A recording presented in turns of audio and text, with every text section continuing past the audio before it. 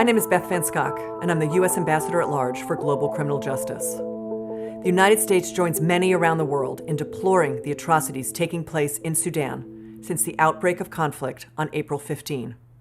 The heinous acts described in a number of credible accounts include mass killing along ethnic lines, attacks on community leaders, doctors, and journalists, pillage and looting, and gender-based violence, including sexual violence. The United States condemns in the strongest terms these horrific acts, particularly killings on the basis of ethnicity committed by the Rapid Support Forces and its allied militias in West Darfur. The ongoing violence occurring in West Darfur and other areas serves as an ominous reminder of the horrific events that led the United States to determine in 2004 that a genocide was underway in Darfur. Those responsible for criminal conduct must be held accountable. The International Criminal Court is seized with these events. We welcome the ICC's investigations and prosecutions, including of current violence in Darfur. And we are taking steps to bolster the court's efforts to locate and apprehend ICC fugitives. We are also actively championing human rights documentation initiatives in Sudan. Collectively, these efforts can shed light on ongoing human rights abuses and violations and generate vital information for justice and accountability purposes. Among these U.S. government funding initiatives is the Sudan Conflict Observatory, a remote platform that leverages commercial and publicly available data collection technologies, including digital photos, videos, and other information shared online, to carefully document conflict developments to inform responses, including on the justice front. This includes damage to civilian infrastructure committed by combatants, the deployment of military equipment and troops, rapid population movements, and possible human rights abuses and international crimes.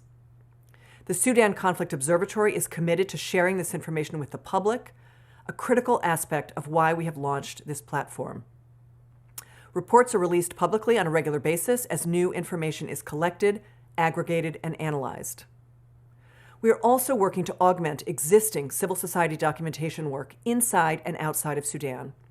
For example, since 2020, the State Department has provided $2.7 million to fund a human rights documentation program collecting and preserving evidence of violations and abuses throughout Sudan to help ensure justice and accountability for perpetrators.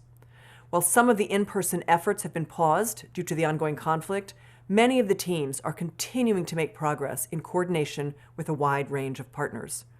This includes developing and implementing investigation plans related to alleged war crimes and other atrocities. The State Department also has a $3.3 million program working to uncover funding sources for the conflict. An interactive public database of verified photos and videos at the website sudanshahid.org is collecting potential evidence for future criminal trials. And USAID continues to support human rights and civil society in Sudan. In line with the goals of these projects, the State Department plans to respond to unfolding events with new activities to support peace efforts in Sudan through ceasefire monitoring and conflict observation, to improve civilian safety and help break a cycle of violent conflict. Conflict observation is an important check on violence in Sudan and will encourage negotiations among belligerents for a durable end to this conflict.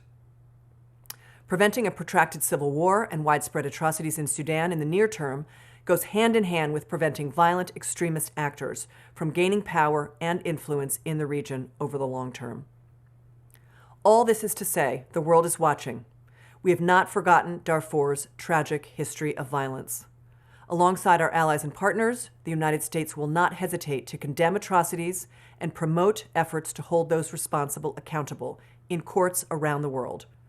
Only through such resolve can we hope to prevent the recurrence of such crimes and protect populations from the scourge of violence. As President Joe Biden has said, our commitment to the Sudanese people and the future they want for themselves is unended. Thank you.